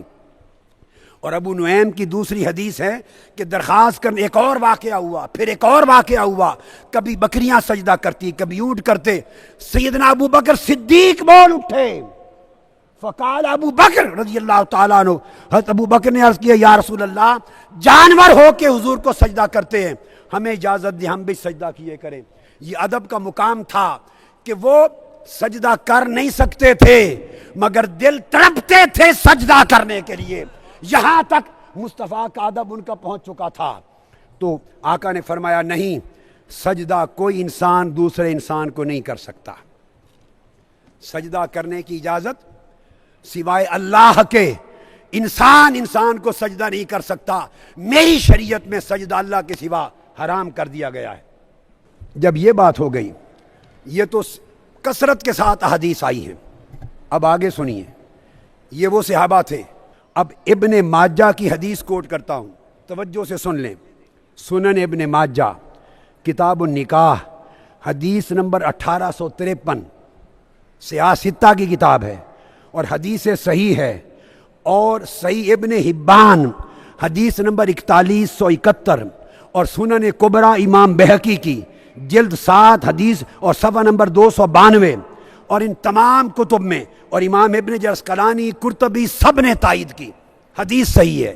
ابن ماجہ روایت کرتے ہیں سیاہ ستہ میں اپنی سنن میں کہ عبداللہ بن ابی اوفا حدیث کے راوی ہیں، فرماتے ہیں حضرت معاذ ابن جبل، آپ کو معلوم ہے یمن میں چیف جسٹس بنا کے بھیجے گئے تھے اور گورنر بنا کے بھیجے گئے تھے۔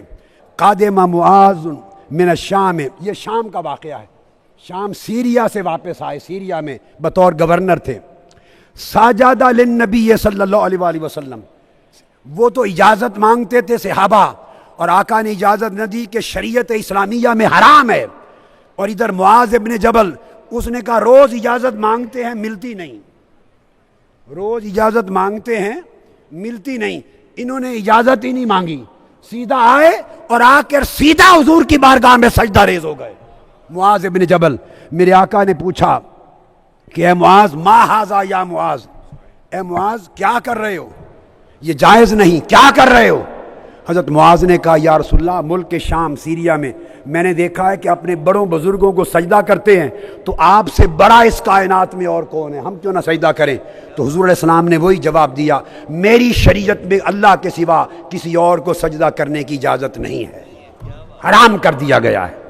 تو اب صحابہ کرام کا ایک اصول تو یہ بتا دیا کہ ان کے ادب کا عالم یہ تھا کہ ادب میں اس مقام تک پہنچ گئے تھے کہ آقا کو ادب اور تعظیم میں سجدہ کرنے کے لیے دل تڑپتے تھے، مگر چونکہ شریعت کی اجازت نہ تھی، حرام تھا، اس لیے سجدہ کر نہ سکتے تھے، نہیں کر سکتے تھے۔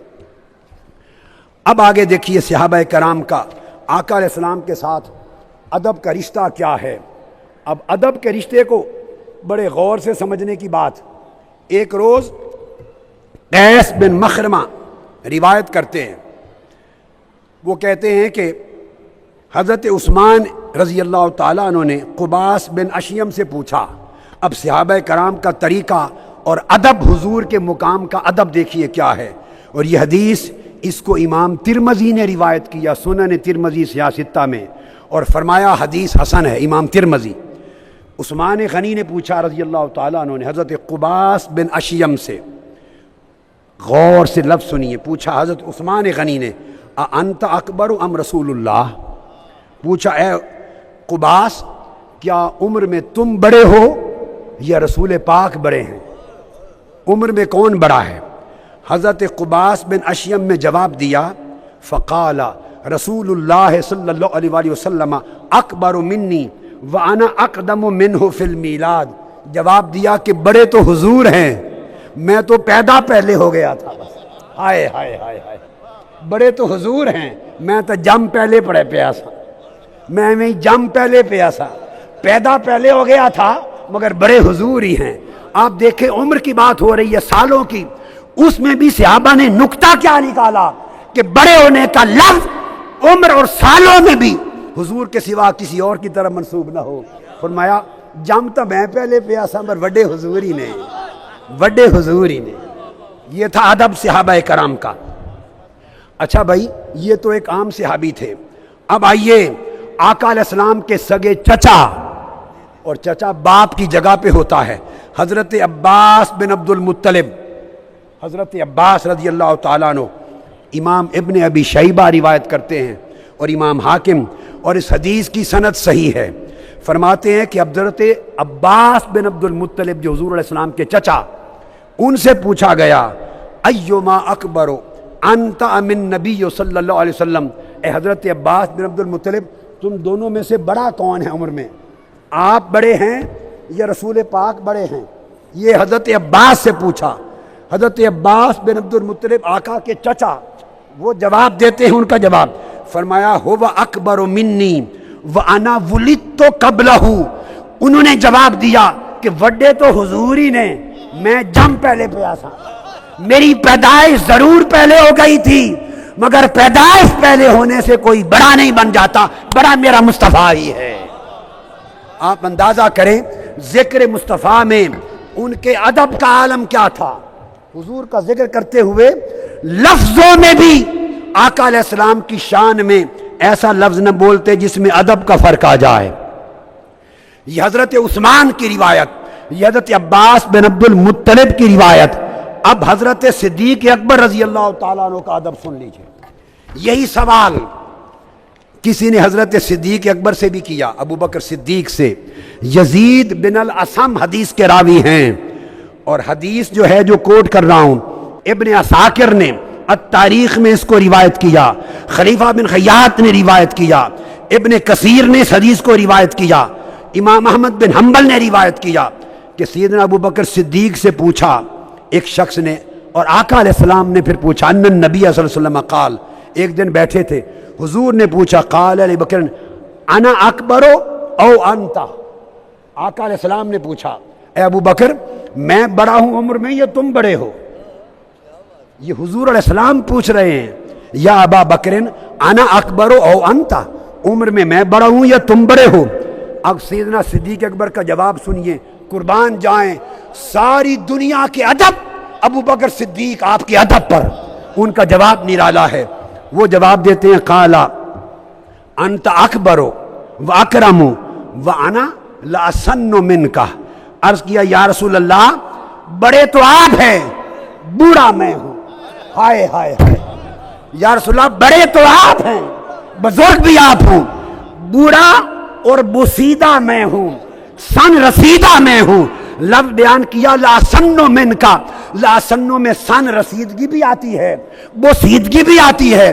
یا رسول اللہ بوڑھا میں ہوں مگر بڑے آپ ہیں۔ یہ صدیق اکبر رضی اللہ تعالیٰ عنہ ان کا ادب ہے۔ اب دیگر صحابہ کا دیکھیے، سیدنا عثمان غنی رضی اللہ تعالیٰ عنہ، جب آپ کو معلوم ہے ان کے گھر کا ارد گرد احاطہ کر لیا، گھیرا تنگ کر دیا تھا، شہادت سے قبل ناکہ بند کر دیا تھا، سیدنا عثمان غنی نے اس وقت فرمایا، خطاب کیا اہل مدینہ کو۔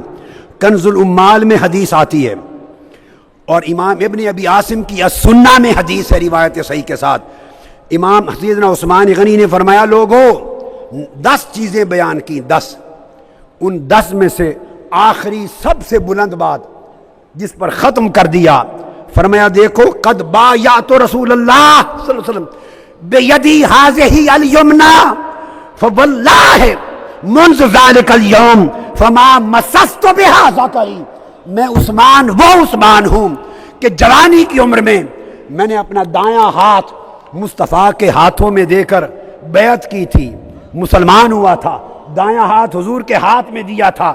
فرمایا خدا کی قسم اس دن سے لے کر آج تک میں نے دایاں ہاتھ اپنی شرمگاہ کو نہیں لگایا، اپنی شرمگاہ کو مس نہیں کیا، چونکہ ہاتھ مصطفیٰ کے ہاتھوں سے مس ہوا ہے۔ اب مجھے بولیے آج کے کسی ملا سے، کسی اسکالر سے، کسی عالم سے پوچھئے تو وہ کہے گا کیا بات ہے، یہ کیا بات ہے، طہارت کا معاملہ ہے، ہاتھ مس کرنے سے کون سی بے ادبی ہو جاتی ہے؟ مگر ادب اور بے ادب، ارے ملا اور بے ادب اور گستاخ اسکالر تو ہمیں نہ بتا، اور عثمان سے پوچھے ادب مصطفیٰ کا کیا ہے، ابو بکر سے پوچھے ادب مصطفیٰ کا کیا ہے۔ صحابہ کرام کا ادب کا عالم یہ تھا۔ امام طبرانی روایت کرتے ہیں ایک صحابی تھے، ان کا نام تھا اصلہ بن شریک، اصلہ صحابی کا نام تھا۔ ان کی ڈیوٹی تھی، بڑی توجہ والی بات ہے حدیث، ان کی ڈیوٹی تھی جب آقا علیہ السلام نے سفر پہ روانہ ہونا تو اونٹ پر آپ کا کجاوا رکھا جاتا تھا، کجاوا نشست جس پر بیٹھتے تھے اونٹ پر، لکڑی کا. تو اصلہ بن شریف یہ جو صحابی تھے اس کجاوے کی سیٹنگ وہ کرتے تھے، لکڑی کا کجاوا اونٹ پہ رکھتے اور رائٹ اینڈ لیفٹ باندھ کے اس کو سیٹ کرتے تھے، یہ ان کی ڈیوٹی تھی. ایک دن کیا ہوا، اس صحابی حضرت اصلہ رضی اللہ تعالیٰ عنہ کو رات کو حاجت ہو گئی غسل کی، صبح غسل کرنے کی حاجت ہو گئی حضرت اصلہ کو، اور اب صبح آقا علیہ السلام کی روانگی تھی اور اونٹ پر کجاوا فکس کرنا تھا. سردیوں کی دسمبر جنوری کی جاڑے کی راتیں تھی، سخت پریشان ہوئے. اب انہوں نے سوچا کہ اگر میں ٹھنڈے پانی سے نہایا تو کہیں مر نہ جاؤں، بیمار نہ ہو جاؤں، اور آقا علیہ السلام کی روانگی کی قریب ہے اور غسل کی حاجت ہے، بے ادبی ہے اس حال میں حضور کے کجاوے کی لکڑیوں کو بھی ہاتھ لگانا بے ادبی ہے. اونٹ پر رکھے جانے والے کجاوے کی لکڑی ہے، لکڑی آقا علیہ السلام کو مس نہیں کرنا، جن لکڑی پر آقا نے بیٹھنا ہے اس کو ٹچ بھی نہیں کرنا چاہتے. ایک انصاری کو کہا جوان کو آج تم فکس کر دو کجاوا، اس نے فکس کر دیا. صبح ہوئی، انہوں نے پانی گرم کیا، غسل کیا، طہارت لے کر دوڑ کے پیچھے پہنچے.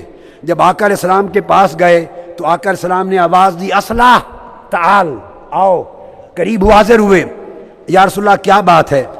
آقا نے فرمایا بھئی آج کیا کیا تم نے؟ کجاوا صحیح طور پہ فکس نہیں ہے، کجاوا ہلتا ہے، کجاوا آج اچھی طرح سے نہیں باندھا. عرض کیا یا رسول اللہ کجاوا آج میں نے نہیں باندھا، مجھے غسل کی حاجت تھی، پانی ٹھنڈا تھا، بیماری کا ڈر تھا، تو میں نے ایک انصاری جوان کی ڈیوٹی لگائی، اس نے باندھ دیا. ادب کا یہ مقام بیان کرنے کی ضرورت تھی. رب کائنات نے فرمایا جبرائیل ابھی چلا جا، میرے صحابی نے میرے مصطفیٰ کے ادب میں حد کر دی ہے، آج سے جا آیت تیمم نازل کرتے ہیں، جسے نہانے کی حاجت ہو، بیماری کا ڈر ہو اور وہ نہ نہائے، وہ مٹی سے تیمم کر لے. تیمم کی آیت حضرت اصلہ کے ادب کے صدقے میں ملی ہے.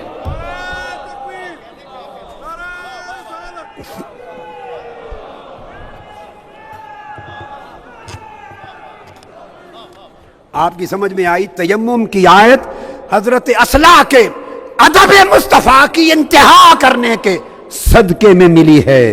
اب اگر کوئی شخص یہ کہے کہ یہ کیا ادب ہوا، یہ کیا ادب ہے، تو نادان، یہ ادب میرا بتایا ہوا نہیں ہے، یہ صحابہ کرام کا طریق ادب ہے.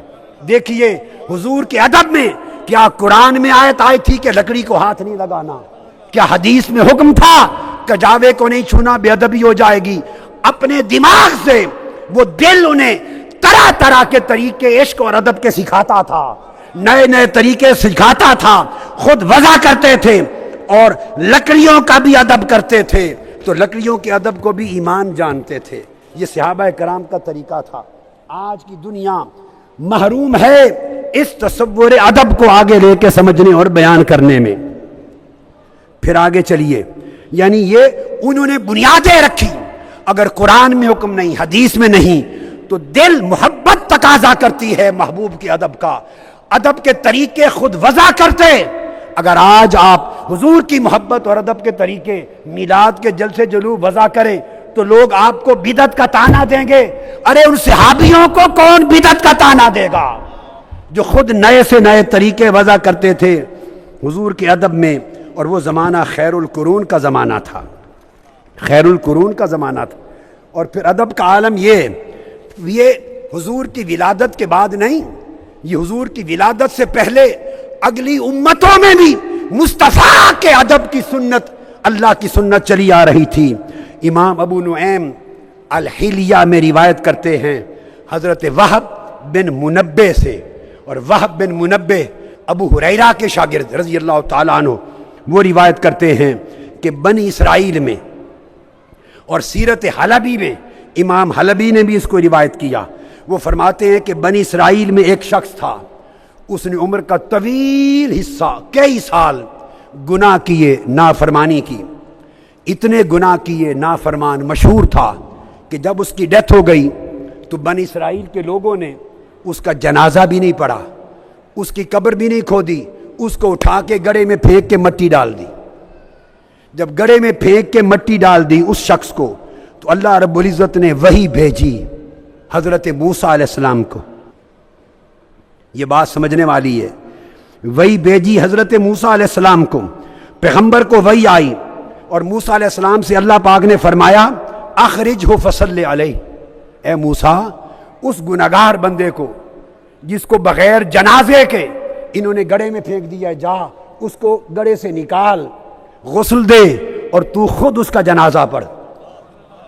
موسیٰ علیہ السلام نے عرض کیا یا رب ان بنی اسرائیل شاہدوا انہ عصاک، پورے بنی اسرائیل کی قوم گواہ ہے کہ یہ بڑا سیاکار نافرمان گناہگار تھا، اور اس کو اس لیے انہوں نے جنازہ نہیں پڑھا۔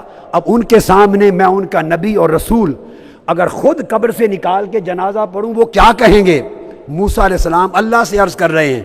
اللہ پاک نے جواب دیا اے موسیٰ جو کچھ تو نے کہا وہ درست ہے، بنی اسرائیل جو دیکھتے رہے درست ہے، میں بھی جانتا ہوں درست ہے، مگر ایک عمل اس کا اور تھا جس کو بنی اسرائیل نے نہیں دیکھا۔ موسیٰ علیہ السلام نے پوچھا باری تعالیٰ وہ عمل کیا تھا؟ اللہ پاک نے وہی بھیجی، فرمایا انہ کان کلما نشر التوراۃ وناظر الی اسم محمد صلی اللہ علیہ وسلم قبلہ ووضعہ علی عینیہ فشکرت لہ ذلک وغفرت لہ، فرمایا مجھے اپنی عزت کی قسم گناہگار تھا، سیاکار تھا، مگر ایک عمل یہ تھا تورات کی تلاوت کیا کرتا تھا، اور جب بھی تورات کی تلاوت کے دوران میرے محبوب محمد کا نام آتا تھا تو اس میں محمد تورات میں پڑھ کر اس کو چومتا تھا، آنکھوں پر لگا لیتا تھا۔ محمد مصطفیٰ سے محبت اور ان کے نام کا ادب، خدا مجھے اپنی عزت کی قسم میں نے اس کو بخش دیا ہے۔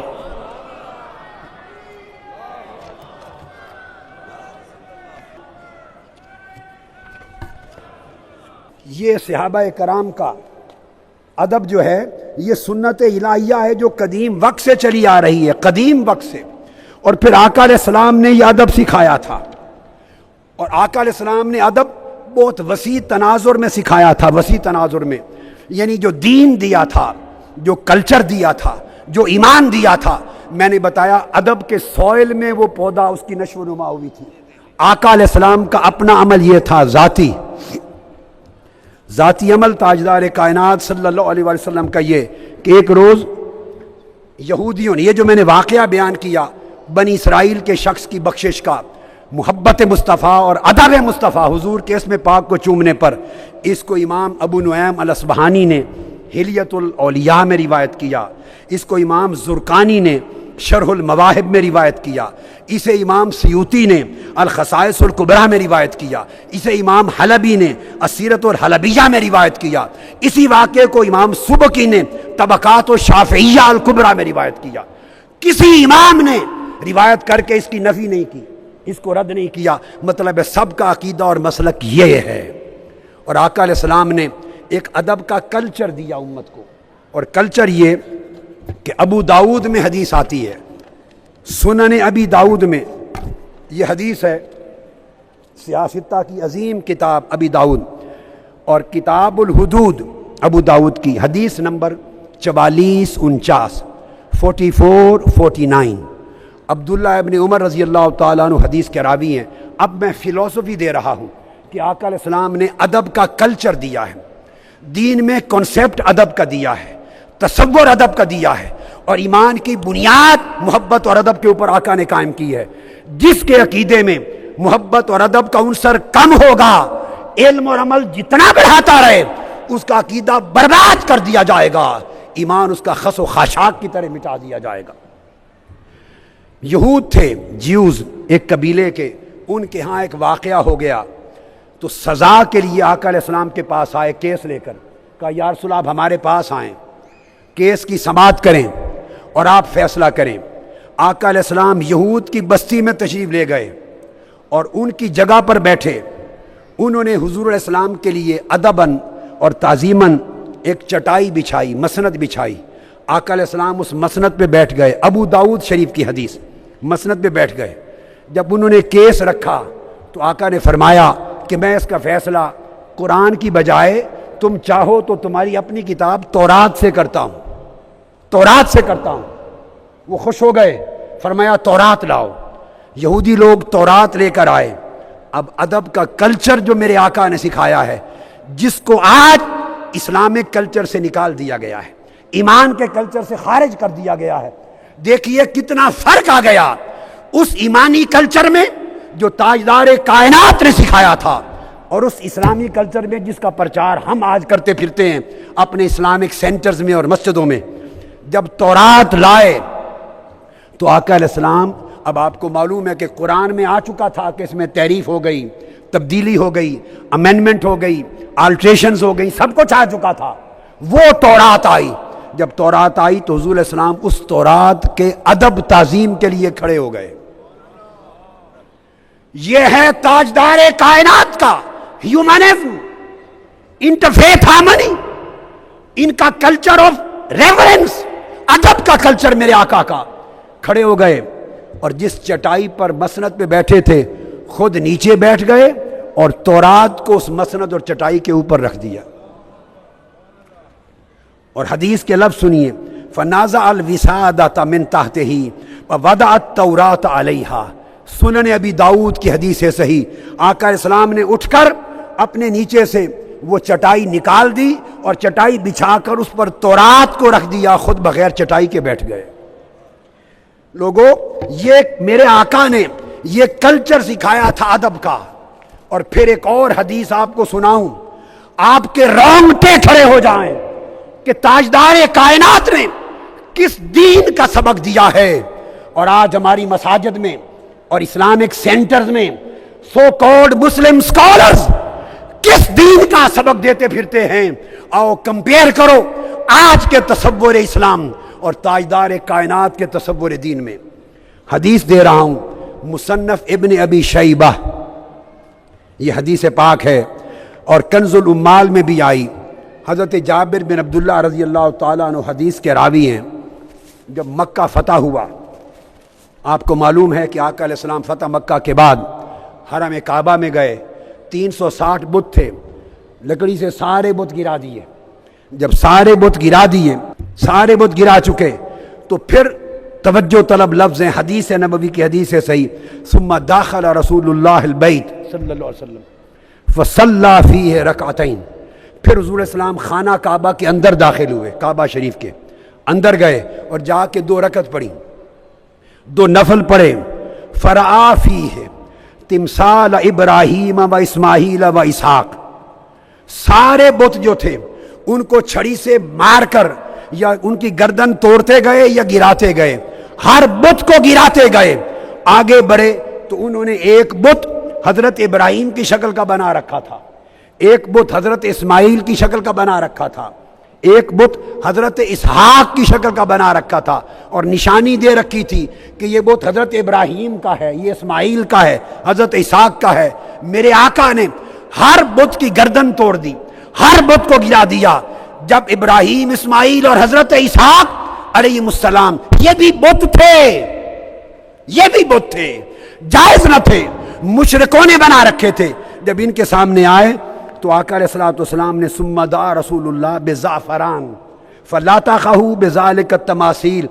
بھلے بت تھے مگر چونکہ نسبت حضرت ابراہیم کی طرف تھی، اسماعیل کی طرف تھی، حضرت اسحاق کی طرف تھی، چھڑی مار کے ان کو نہیں گرایا، فرمایا زعفران لاؤ۔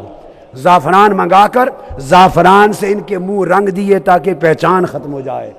اور ان کے بت بھی تھے مگر میرے آقا نے چھڑی سے نہ توڑے نہ گرائے، زعفران مل دیا تاکہ پہچان نہ رہے۔ آقا علیہ السلام نے ان کی تصویروں کا بھی اتنا ادب کیا، صرف یہ تصور دینے کے لیے، امت کو یہ تصور دینے کے لیے کہ اسلام کا جو کلچر ہے، اسلام کا وہ سارا کا سارا کلچر ادب کا کلچر ہے، وہ ادب کا کلچر ہے۔ اور اگر ادب نہیں تو پھر کوئی دین نہیں ہے اور کوئی ایمان نہیں۔ یہی وجہ ہے کہ دوستو، 2 شہر ہمیں رب کائنات نے دیے، ایک مکہ دیا، ایک مدینہ دیا۔ مکہ شہر کے لیے فرمایا کہ یہ تمہاری عبادت کا مرکز ہے، اور شہر مدینہ اسے ہماری محبت کا مرکز بنایا۔ اب ادب سکھانے کے لیے میرے آقا علیہ الصلوۃ والسلام نے حکم یہ دیا، ادب سکھانے کے لیے کہ لوگوں یہ تربیت مکہ کے لیے نہیں دی، میں دوہرا کے کہہ رہا ہوں، حدیث بہت سی کتب میں آئی ہے۔ آقا علیہ السلام حضرت معقل بن یسار روایت کرتے ہیں، فرمایا المدینہ تو مہاجری و منہا مبعثی و بہا قبری و اہلہا جیرانی و حق علی امتی یکرمو جیرانی۔ یہ بات مکہ کے لیے نہیں کہی، فرمایا لوگو مدینہ میری ہجرت گاہ ہے، مدینہ میں میرا مزار ہے، مدینہ میں میں قیامت کے دن اٹھوں گا، اور مدینہ والے لوگ میرے پڑوسی ہیں، میری امت پر واجب ہے کہ اہل مدینہ کا ادب کیا کرے، چونکہ میرے مزار کی پڑوس میں رہتے ہیں۔ تو آقا علیہ السلام نے اہل مدینہ کا یہ ادب سکھایا، چونکہ میرے شہر میں رہتے ہیں۔ اور سیدنا عمر فاروق رضی اللہ تعالیٰ عنہ، ان کا اصول اور آقا علیہ السلام کی حدیث ہے، حدیث پاک میں آتا ہے، مسند احمد بن حنبل، بزار، امام احمد بن حنبل، تحقیق و نصرہ، بہت کتب میں، کہ آقا علیہ السلام جب مکہ معظمہ جائے، حج کیا، عمرہ کرتے، حج کرتے، تو ایک دعا کرتے، آقا علیہ السلام دعا کرتے، اللہم لا تجعل منایانا بمکہ حتی نخرج منہا، اے اللہ جب تک میں مکہ میں ہوں میری موت نہ آئے، میں مکہ چھوڑ کر جب مدینہ پہنچ جاؤں تو تب میری موت آئے۔ آقا علیہ السلام اپنی وفات مکہ میں گوارا نہ کرتے، مدینہ میں وفات مانگتے۔ اور سیدنا فاروق اعظم رضی اللہ تعالیٰ عنہ کی یہ دعا تھی جو تمام حدیث کی کتابوں میں آئی ہے۔ سیدنا فاروق اعظم دعا کرتے، اللہم ارزقنی شہادتاً فی سبیلک واجعل موتی فی بلد رسولک، اے اللہ مجھے اپنی راہ میں شہادت عطا کر اور مصطفیٰ کے مدینہ میں موت عطا کر۔ اور آقا علیہ السلام نے صحابہ کرام کو حکم دیا تھا، حکم یہ تھا صحابہ کرام کے لیے کہ تم لوگ جب حج کرنے جاؤ، حج کرنے کے بعد 3 دن سے زیادہ مکہ میں ٹھہرنے کی اجازت نہیں، تم ہجرت کر کے آ گئے ہو، پلٹ کے مدینہ آ جایا کرو۔ مجھے محبت ہے کہ لوگ حج کا فریضہ ادا کریں اور جلدی سے مدینہ آ جایا کریں۔ اور حضور علیہ السلام نے فرمایا، ترمذی شریف کی حدیث ہے، فرمایا من استطاع ان یموت بالمدینہ فلیمت بہا، اے لوگو جسے ہو سکے کوشش کرے، ہو سکے مدینہ میں مرنا تو وہ کوشش کرے کہ موت مدینہ میں آئے۔ اس لیے پوچھا یا رسول اللہ کیوں؟ فرمایا موت مدینہ میں مانگو کہ قیامت کے دن جب اٹھوں گا تو اہل مدینہ کو اپنے ساتھ لے کر قیامت میں جاؤں گا اور سب سے پہلے مدینہ والوں کی شفاعت کروں گا۔ آپ دیکھیے مکہ مرکز عبادت ہے، مرکز عبادت ہے، مدینہ مرکز محبت ہے، مگر تمام صحابہ کو اور خود بھی دعا کرتے، فرمایا جس شخص کا مدینے سے کوئی تعلق نہ ہو، حدیث میں جس شخص کا مدینے سے کوئی تعلق نہ ہو وہ کھجور کا ایک پودا ہی لگا دے، ایک درخت بو دے، تاکہ کھجور کا درخت لگانے سے بھی اس کا مدینہ شہر کے ساتھ ایک تعلق بن جائے۔ میں چاہتا ہوں مدینے سے تعلق قائم کر لو، خواہ کھجور کا پودا لگا کر ہی تعلق قائم کر لو، تاکہ قیامت کے دن میری محبتیں جو اہل مدینہ کو نصیب ہوگی وہ بندہ ان کا حقدار بن سکے۔ یہی وجہ ہے، آخری بات کر رہا ہوں، کہ جب قیامت کے روز پوری روئے زمین پر کفر چھا جائے گا اور ایمان سمٹ جائے گا تو میرے آقا نے فرمایا ان الایمان لیعرض الی المدینہ کما تعرض الحیۃ الی جورہا، صحیح بخاری میں اور صحیح مسلم میں متفق علیہ حدیث، فرمایا ساری زمین سے ایمان سمٹ کر مدینہ میں آ جائے گا، جیسے سانپ سمٹ کر اپنی غار میں آ جاتا ہے سوراخ میں بچاؤ کے لیے، فرمایا اس طرح ایمان سمٹ کر مدینہ میں آ جائے گا۔ اور جابر بن عبداللہ کی روایت ہے صحیح مسلم میں، فرمایا لیعودن کل ایمان الی المدینہ کما بدأ منہا حتی یکون کل ایمان بالمدینہ، آقا نے فرمایا ساری دنیا سے ایمان سمٹ کر مدینہ میں جمع ہو جائے گا، حتی یکون کل ایمان، سارا ایمان مدینے میں ہوگا۔ سوچنے کی بات ہے، یہ کیوں نہیں فرمایا حتی یکون کل ایمان بمکہ؟ مکہ میں خدا کا گھر ہے، مدینہ میں مصطفیٰ کا در ہے، تو ایمان سمٹ کر مکہ میں نہیں آئے گا، کل ایمان سمٹ کر مدینہ میں جائے گا۔ فرق کیا ہے؟ اور کیوں ہے؟ نقطہ سمجھ میں یہ آیا کہ اگر ایمان کی حفاظت اور نشو و نما اعمال کے ذریعے ہوتی تو ایمان سمٹ کر مکہ میں جاتا کہ عبادتوں کا ہے مرکز مکہ ہے۔